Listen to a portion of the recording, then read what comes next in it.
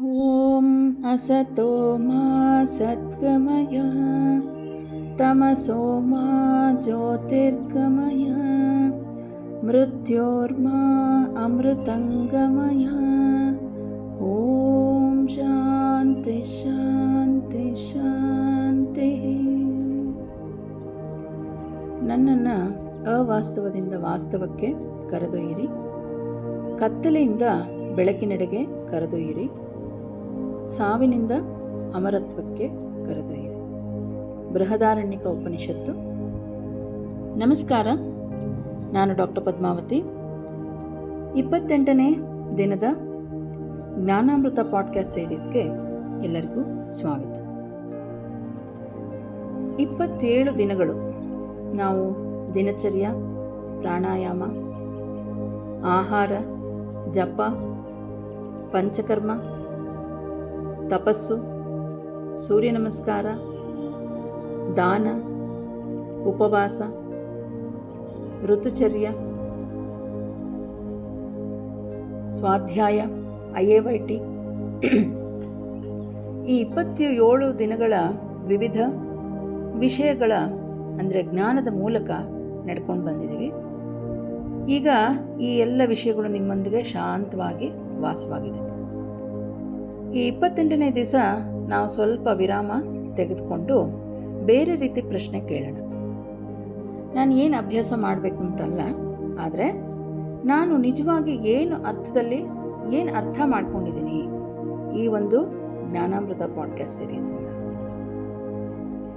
ಜ್ಞಾನಯೋಗ ಇದೇ ಒಂದು ಕ್ಷೇತ್ರ, ಜ್ಞಾನದ ಯೋಗ.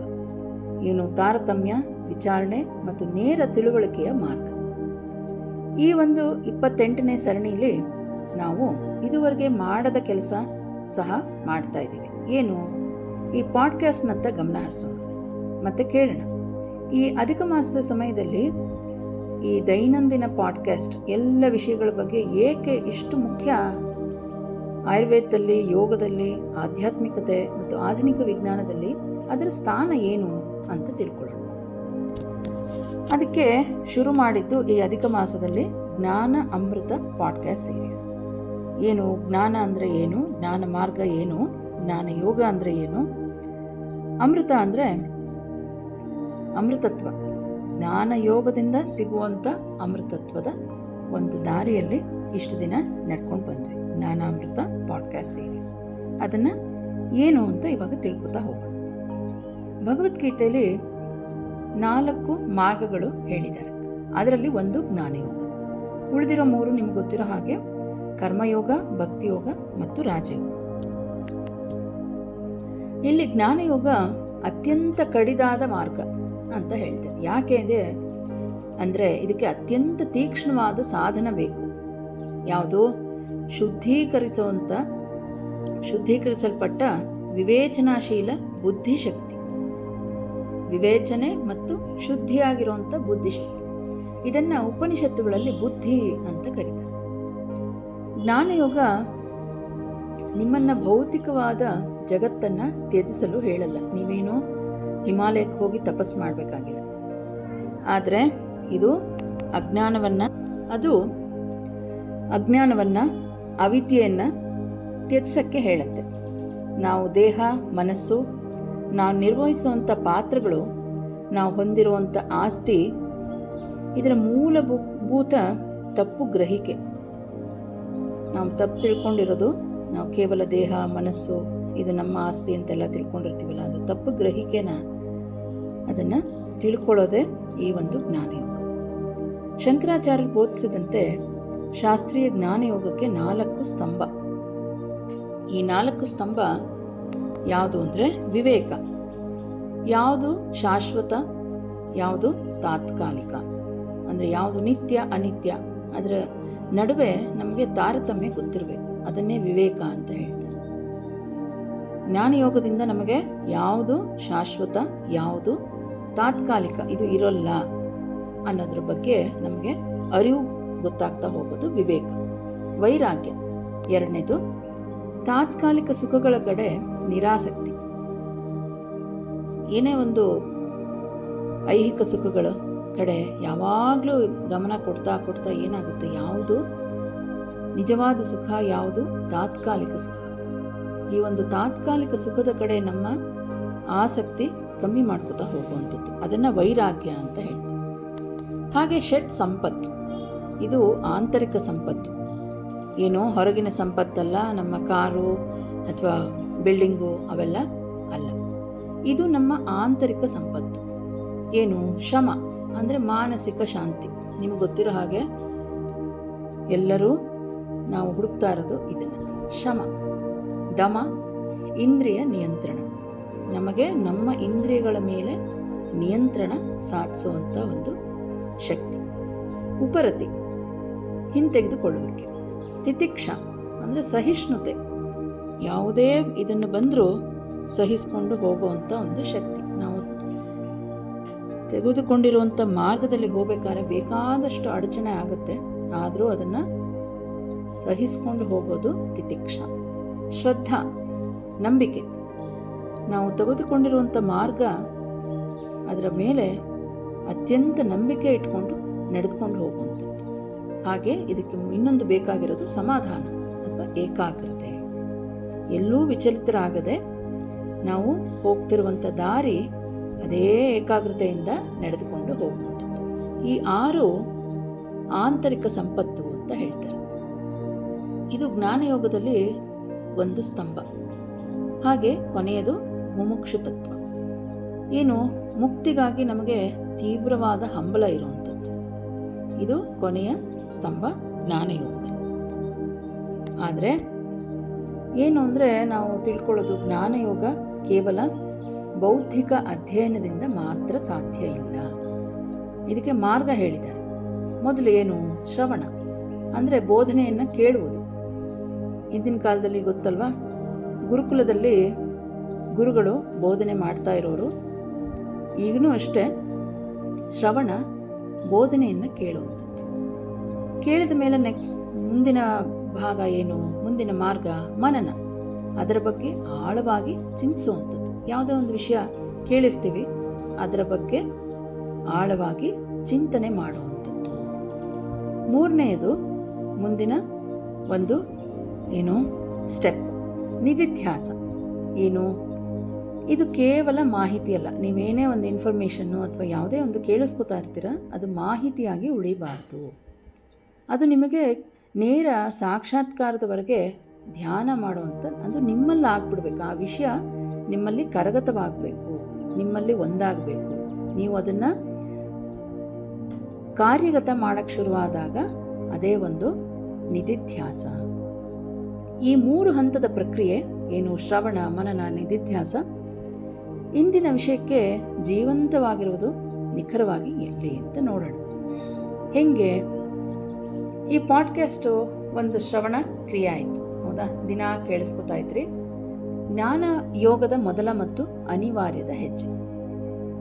ಯಾಕೆ ಅಂದರೆ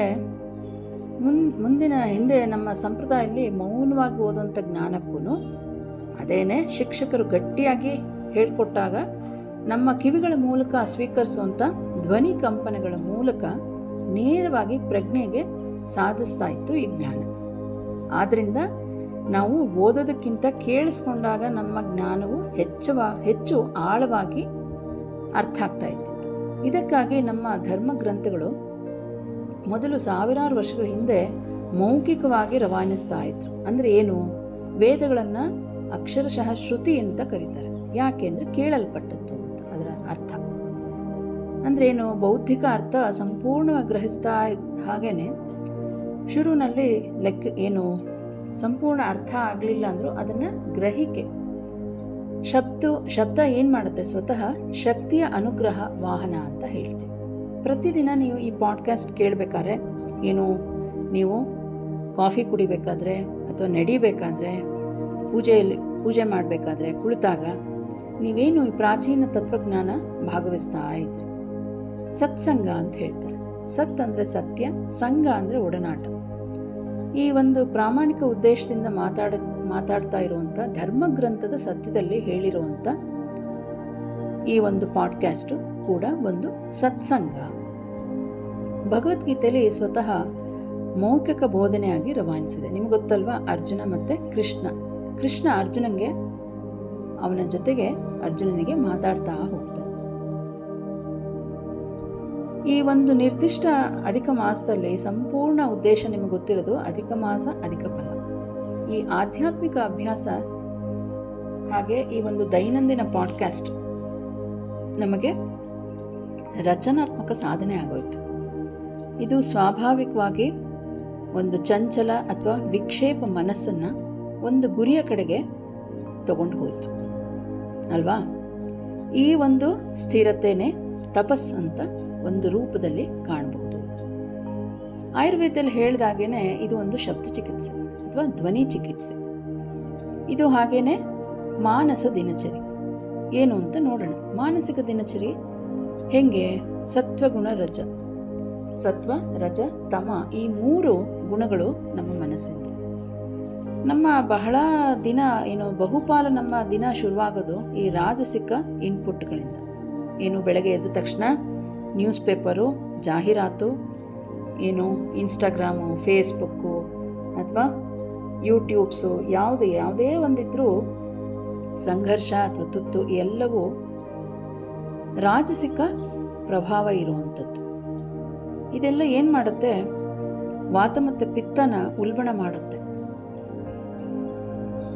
ಹಾಗೆ ಈ ದೈನಂದಿನ ವಿಷಯಗಳಲ್ಲಿ ಈ ಪಾಡ್ಕ್ಯಾಸ್ಟು ಅಥವಾ ಸಂಸ್ಕೃತ ಶ್ಲೋಕಗಳು, ಭಕ್ತಿಯ ವಿಷಯ, ಚಿಂತನಾಶೀಲ ವಿಷಯಗಳನ್ನು ಈ ದೈನಂದಿನ ಬೆಳಗ್ಗಿನ ಜಾವದಲ್ಲಿ ಬೆಳಗ್ಗೆ ಹೊತ್ತಿನಲ್ಲಿ ಕೇಳಿದ್ರೆ ಇದು ಒಂದು ಸಾತ್ವಿಕ ಹಸ್ತಕ್ಷೇಪ.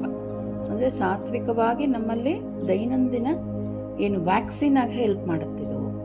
ಯಾಕೆ ಅಂದರೆ ದೇಹದಲ್ಲಿ ಓಜಸ್ಸನ್ನು ನಿರ್ಮಿಸೋಕ್ಕೆ ನಾವು ರಸಾಯನ ಗಿಡಮೂಲಿಕೆಗಳು ಚವನಪ್ರಾಶ ಎಲ್ಲ ತಗೋತಿರಲ್ಲ, ಯಾವಾಗ ತಗೋತೀರ? ಬೆಳಗ್ಗೆ ಎದ್ದ ತಕ್ಷಣ ಖಾಲಿ ಹೊಟ್ಟೆಲಿ ತಗೋತೀರ. ಹಾಗೆ ಈ ಒಂದು ಪಾಡ್ಕ್ಯಾಸ್ಟು ಅಥವಾ ಸಂಸ್ಕೃತ ಶ್ಲೋಕಗಳು, ಈ ಒಂದು ವಿಷಯಗಳು, ಒಳ್ಳೆಯ ವಿಷಯಗಳು, ಸಾತ್ವಿಕ ವಿಷಯಗಳನ್ನು ಬೆಳಗಿನ ಹೊತ್ತು ಪ್ರತಿದಿನ ಕೇಳೋದ್ರಿಂದ ನಮ್ಮ ಮಾನಸಿಕ ಓಜಸ್ಸು, ಮನಸ್ಸು ಸ್ಥಿತಿಸ್ಥಾಪಕತ್ವ, ಸಮತೋಲನದಲ್ಲಿರೋದು ಹಾಗೆ ಸ್ಪಷ್ಟತೆಗೆ ನಿರ್ಮಾಣ ಆಗುವಂಥದ್ದು ಈ ಪಾಡ್ಕಾಸ್ಟ್. ಅದನ್ನೇ ನಮ್ಮ ಔಷಧಿ ಸೇವನ ಕಾಲ ಅಂತ ಹೇಳ್ತಾರೆ. ಈ ರಸಾಯನ ತಗೊಂಡಂಗೆ, ಚವನಪ್ರಾಶ ತಗೊಂಡಂಗೆ ದಿನಾ ಈ ಒಂದು ಪಾಡ್ಕ್ಯಾಸ್ಟು, ಶ್ಲೋಕಗಳು, ಸಂಸ್ಕೃತ ಶ್ಲೋಕ ಅಥವಾ ಒಳ್ಳೆಯ ವಿಚಾರಗಳನ್ನು ನಿಮ್ಮ ದಿನಚರಿಯಲ್ಲಿ ಶುರು ಮಾಡಿದ್ರೆ ಇಡೀ ದಿನ ನಂತರ ನೀವು ಆಗುವಂಥ ರಾಜಸಿಕ ಚಟುವಟಿಕೆಗಳು ಏನೇ ಬೇರೆ ಇದ್ರೂ ಇಡೀ ದಿನ ನಿಮ್ಮ ಯಾವುದೇ ಒಂದು ಸವಾಲು ಬಂದರೂ ಅದನ್ನು ಹೆಚ್ಚಿನ ಸಮತೋಲನದಿಂದ ಅದನ್ನು ನಿಭಾಯಿಸ್ತೀರ. ಹಾಗೆ ಈ ಒಂದು ಪಾಡ್ಕಾಸ್ಟಿಂದ ಏನಾಯಿತು, ವಯಸ್ಸಾದವ್ರಿಗೆ ಅಥವಾ ಅನಾರೋಗ್ಯದಿಂದ ಚೇತರಿಸ್ಕೊಳ್ತಾ ಇರೋರಿಗೆ, ಒಂದು ದೈಹಿಕ ಸತ್ಸಂಗ ಅಥವಾ ದೇವಾಲಯಕ್ಕೆ ಹೋಗೋಕ್ಕಾಗದೇ ಇರೋರಿಗೆ ಆದಷ್ಟು ಈ ಪಾಡ್ಕ್ಯಾಸ್ಟು ಜ್ಞಾನ ಚಿಕಿತ್ಸೆ ಆಗಿರೋಂಥ ಒಂದು ಸಂದರ್ಭ. ಹೇಗೆ ಅಂದರೆ ಇದು ಔಷಧಿಯಾಗಿ ಒಂದು ಜ್ಞಾನ, ಇದು ಅವರು ಇರೋಂಥ ಸ್ಥಳಕ್ಕೆ ನೇರವಾಗಿ ತಲುಪಿಸಲ್ಪಡ್ತು ಜ್ಞಾನಯೋಗ ಪಾಡ್ಕಾಸ್ಟ್. ಪತಂಜಲಿ ಯೋಗ ಸೂತ್ರದಲ್ಲಿ ಹೇಳಿದ ಹಾಗೇನೆ ಅಡಚಣೆಗಳು ಹೇಳ್ತಾರೆ. ಯೋಗ ಸಾಧಕರಿಗೆ ಅಡಚಣೆ ಹೇಳ್ತಾರೆ. ಪ್ರಮಾದ, ಅವಿರತಿ ಮತ್ತು ಅನವಸ್ಥಿತತ್ವ ಅಂತ ಹೇಳ್ತಾರೆ. ಪ್ರಮಾದ ಅಂದರೆ ಅಜಾಗರೂಕತೆ, ಹಾಗೆಯೇ ಇಂದ್ರಿಯಗಳ ಹಂಬಲ ಯಾವಾಗಲೂ ಇರುವಂಥದ್ದು. ಹಾಗೆ ಅನವಸ್ಥಿತತ್ವ ಅಂದರೆ ಒಮ್ಮೆ ಸಾಧಿಸಿರ್ತಾರೆ ಆ ಸ್ಥಿತಿ, ಆದರೆ ಅದನ್ನು ಕಾಪಾಡ್ಕೊಳ್ಳೋಕ್ಕೆ ಅಸಮರ್ಥತೆ. ಹೀಗೆ ಒಂದು ಗೊಂದಲಗಳ ಬಗ್ಗೆ ಹೇಳ್ತಾರೆ. ಹಾಗೆ ಈ ಡೈಲಿ ಪಾಡ್ಕಾಸ್ಟಿಂದ ಏನಾಯಿತು, ಹಲವಾರು ಅಡೆತಡೆಗಳನ್ನು ನೇರವಾಗಿ ಪರಿಹರಿಸೋಕ್ಕೆ ಒಂದು ಮಾರ್ಗ ಆಯಿತು.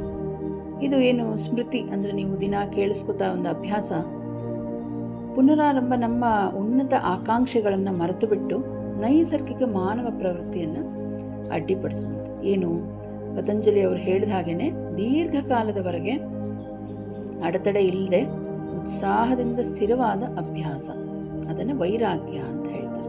ಇದನ್ನು ನಾವು ಈ 28 ದಿನದಲ್ಲಿ ನಿರಂತರವಾದ ಶ್ರವಣ ಮಾಡಿದ್ರಿಂದ ಈ ಒಂದು ಸ್ವತಃ ಅಭ್ಯಾಸನೇ ಆಗೋಗಿದೆ.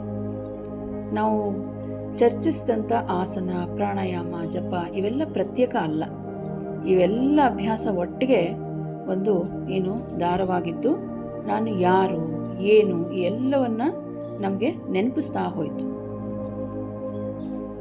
ಹಾಗೆ ನಮ್ಮ ನರವಿಜ್ಞಾನ ಅಥವಾ ಆಧುನಿಕ ವಿಜ್ಞಾನ ಏನು ಹೇಳುತ್ತೆ ಅಂದರೆ, ಈ ಒಂದು ನಿರ್ದಿಷ್ಟ ವಿಚಾರಗಳು ಅಥವಾ ಭಾಷಾ ಮಾದರಿ, ನಾವು ದಿನ ನಮಗೆ ನಮ್ಮ ಮಾತೃಭಾಷೆ ಕನ್ನಡದಲ್ಲಿ ಪದೇ ಪದೇ ಈ ಒಂದು ಕೇಳಿಸ್ಕೊತಾ ಹೋದಾಗೇನೆ ನಮ್ಮ ನರಮಾರ್ಗಗಳು ದೈಹಿಕವಾಗಿ ಮರುರೂಪಿಸಲ್ಪಡ್ತು ಅಂತ ನ್ಯೂರೋಪ್ಲಾಸ್ಟಿಸಿಟಿ ಸಂಶೋಧನೆ ದೃಢಪಡಿಸಿದೆ.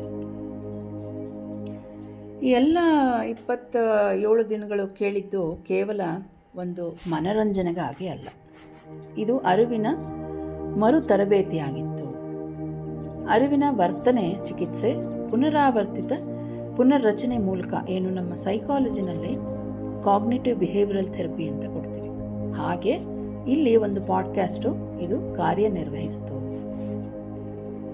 ಹಾಗೆ ನಮ್ಮ ಮಾನವ ಮೆದುಳು ಮಾಹಿತಿಯನ್ನು ಲಿಖಿತ ರೂಪ ಬರೆದಿದ್ದಕ್ಕಿಂತ ಕೇಳಿಸ್ಕೊಂಡಾಗ ಹೆಚ್ಚು ಭಾವನಾತ್ಮಕ ಹಾಗೂ ಸಾಮಾಜಿಕ ಸಂಸ್ಕರಣಾ ಪ್ರದೇಶ ಆ ಒಂದು ಸಕ್ರಿಯಗೊಳಿಸುವಂಥದ್ದು ಮೆದುಳಿನಲ್ಲಿ. ಆದ್ದರಿಂದ ನಾವು ಲಿಖಿತ ರೂಪದಲ್ಲಿ ಸಿಗುವಂಥ ಪ್ಯಾಂಪ್ಲೆಟ್ಸು ಅಂಥದಕ್ಕಿಂತ ನಾವು ಈ ಪಾಡ್ಕ್ಯಾಸ್ಟ್ಗಳನ್ನು ಕೇಳಿದಾಗ ಒಂದು ಅನ್ಯೋನ್ಯತೆ ಅಥವಾ ನಂಬಿಕೆ ಭಾವ ಸೃಷ್ಟಿಯಾಗುತ್ತೆ. ಏನು ಅಂದರೆ, ಕೇಳಿಗರಿಗೆ ಸಾಮಾನ್ಯವಾಗಿ ಪಾಡ್ಕ್ಯಾಸ್ಟ್ಗಳನ್ನು ಕೇಳಿದಾಗ ನನ್ನೊಂದಿಗೆ ಅವ್ರು ನೇರವಾಗಿ ಮಾತಾಡ್ತಾ ಇರುವಂಥ ಸ್ನೇಹಿತೆ ಅಂತ ಭಾವಿಸ್ತಾರೆ. ಹಾಗೆ ವಿಶೇಷವಾಗಿ ಈ ಒಂದು ಅಭ್ಯಾಸಗಳು ದೈನಂದಿನ ಪಾಡ್ಕಾಸ್ಟು ಏಕೆ ಪ್ರಬಲವಾದ ಆಧಾರ ಅಭ್ಯಾಸ ಆಗುತ್ತೆ ಅಂದರೆ, ನಿರಂತರವಾಗಿ ಒಂದು ಅಭ್ಯಾಸ ಇದು ಆರೋಗ್ಯಕರ ನಡವಳಿಕೆಗೆ ಹೆಚ್ಚು ಒಂದು ಗೇಟ್ವೇ ಆಗುತ್ತೆ. ಇದನ್ನು ಕೀಸ್ಟೋನ್ ಅಭ್ಯಾಸ ಪರಿಣಾಮ ಅಂತ ಕರೀತಾರೆ. ಯಾವುದೇ ಒಂದು ಅಭ್ಯಾಸ ಆಗಬೇಕಾದ್ರೂ ಪ್ರತಿದಿನ ಒಳ್ಳೆಯ ಅಭ್ಯಾಸಗಳು ಮಾಡ್ಕೊಳ್ಬೇಕಾದ್ರೆ ಪ್ರತಿನಿತ್ಯ ಅದೇ ಒಂದು ಅಭ್ಯಾಸಗಳನ್ನು ವಿಸ್ತರಿಸ್ತಾ ಹೋದ್ವಿ. ಇದೇ ಒಂದು ಪಾಡ್ಕಾಸ್ಟಲ್ಲಿ ಪ್ರಾಣಾಯಾಮ, ಬೇಗ ಏಳೋದು, ಪ್ರಾಣಾಯಾಮ ಅಭ್ಯಾಸ ಮಾಡೋದು, ಒಂದು ಜರ್ನಲ್ ಬರೆಯೋದು, ಅಥವಾ ನಮ್ಮ ಬಗ್ಗೆ ನಾವು ಅರಿತುಕೊಳ್ಳುವಂಥ ಒಂದು ಅಭ್ಯಾಸನ ಪ್ರಾರಂಭಿಸಿದ್ವಿ. ಹೀಗೆ ಬೇರೆ ಬೇರೆ ವಿಷಯಗಳನ್ನು ನೋಡಿದ್ರೆ ಅಂತಿಮವಾಗಿ ಹಂಚಿಕೆ ಆಚರಣೆ ಸಮಯ, ಹಬ್ಬಗಳು, ಫಿಟ್ನೆಸ್ಸು ಅಥವಾ ಹಂಚಿಕೆ ಅಲೋನ್ಸ್, ಸಾಮಾಜಿಕ ಗುಂಪು ನಡವಳಿಕೆ ಕುರಿತಾಗಿ ಸಂಶೋಧನೆ ಹೇಳೋದು ಹೆಚ್ಚು ಕಡಿಮೆ ಆದ ಒಂಟಿತನ ಮತ್ತು ಯೋಗಕ್ಷೇಮದ ಸುಧಾರಿತ ಗುರುತು ತೋರಿಸುತ್ತೆ. ಅಂದರೆ ಇತರರು ಸಹ ಇದೀಗ ಇದನ್ನು ಮಾಡ್ತಾ ಇದ್ದಾರೆ, ಎಲ್ಲರೂ ಕೇಳಿಸ್ಕೊತಿದ್ದಾರೆ. ಅದರಿಂದ ಸಾಮಾಜಿಕ ಆರೋಗ್ಯನೂ ಹೆಚ್ಚಾಗ್ತಾ ಹೋಯಿತು ಈ ಒಂದು ಜ್ಞಾನಾಮೃತ ಪಾಡ್ಕಾಸ್ಟ್ ಸೀರೀಸಿಂದ. ಹಾಗಾಗಿ ನೀವು ಕೇಳಬೇಕಾದ್ರೆ ಈ ಪಾಡ್ಕಾಸ್ಟಿನ ಪ್ರಾಮುಖ್ಯತೆ ಏನು? ಉತ್ತರ ಒಂದೇ ಇರೋದಿಲ್ಲ. ಯಾಕೆ ಅಂದರೆ ವಾಸ್ತವದಲ್ಲಿ ಜ್ಞಾನಯೋಗ ಅಂದರೆ ನಮಗೆ ಉತ್ತರ ಅದೇ ಆಗಿದೆ. ಅನೇಕ ಮಾನ್ಯ ಮೂಲಕ ನೋಡಬಹುದಾದ ಒಂದೇ ಸತ್ಯ. ಅಂದರೆ ಬೇರೆ ಬೇರೆ ಮಾರ್ಗಗಳು, ಆದರೆ ಸತ್ಯ ಒಂದೇ. ಈ ಒಂದು ಜ್ಞಾನಾಮೃತ ಪಾಡ್ಕಾಸ್ಟ್ ಸೀರೀಸಿಂದ ಏನಾಯಿತು, ಆಧ್ಯಾತ್ಮಿಕ ಒಲವಿದ್ದವ್ರಿಗೆ ಅದು ಶ್ರವಣ ಮತ್ತು ಸತ್ಸಂಗ ಆಯಿತು.